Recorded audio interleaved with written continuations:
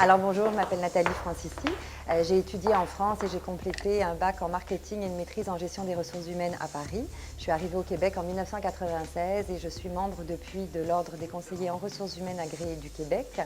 Je suis actuellement administrateur de société, chroniqueuse au magazine Affaires Plus et conférencière. Je siège sur le conseil d'administration de l'Institut des administrateurs de société, du Cercle canadien, de la Fondation de l'École de technologie supérieure, la Fondation de l'ETS, également l'Ordre du Québec Ambulance Saint-Jean et au Vertigo, qui est une compagnie de danse contemporaine.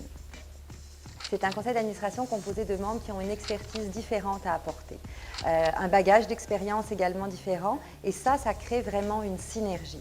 C'est aussi des gens qui sont capables de donner du temps et qui s'impliquent vraiment pour la cause ou pour la mission de l'organisation. Ce que moi j'apporte autour de la table, c'est une expertise effectivement qui est plutôt en marketing, en ressources humaines, également en communication.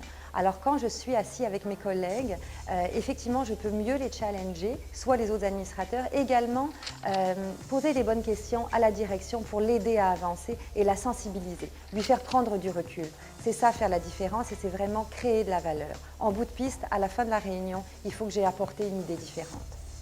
Mon engagement au sein d'un conseil d'administration, ça va au-delà simplement de la contribution en termes de temps ou en termes de financement même que ça peut demander. C'est beaucoup de satisfaction, beaucoup de plaisir, le sentiment d'avoir fait la différence pour une organisation, de les avoir aidés à aller plus loin.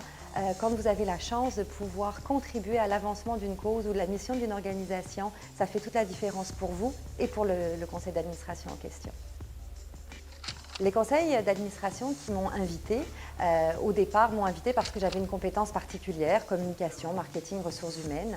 Je me souviens de mon premier conseil, entre autres, l'Institut des administrateurs de société. J'avais beaucoup d'intérêt pour la gouvernance et je l'ai manifesté.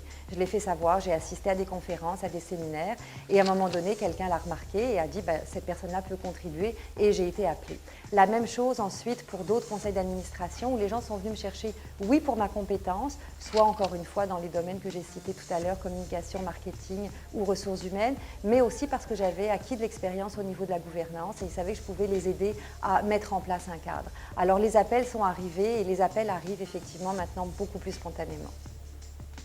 La diversité au sein d'un conseil d'administration, c'est une grande richesse. Puis on parle de la diversité de genre, hommes, femmes, on parle de la diversité culturelle, je vais vous parler aussi de la diversité générationnelle. C'est important d'avoir autour de la table des gens qui représentent notre marché.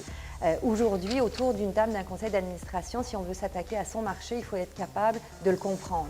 Pas juste en ayant des études de marché, mais en étant capable d'avoir des gens autour de la table qui vont savoir de quoi on parle. Et je pense que la diversité crée une grande richesse et une grande synergie entre les membres d'un conseil d'administration.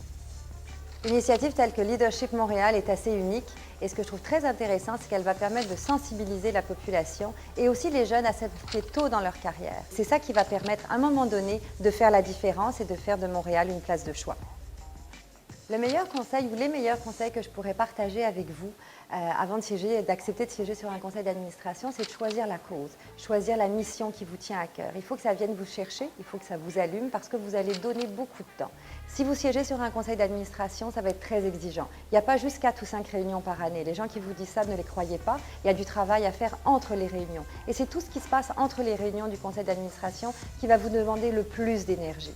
Alors pensez-y bien. Ensuite, il faut idéalement se trouver peut-être un mentor ou quelqu'un qui va vous inspirer et qui va vous guider. Et ça va vous permettre d'aller un petit peu plus loin. Et ensuite, une fois qu'on est vraiment en live, là, autour de la table, il faut oser, il faut lever la main, il faut poser des questions. Vous avez un siège, vous aviez une voix, profitez-en.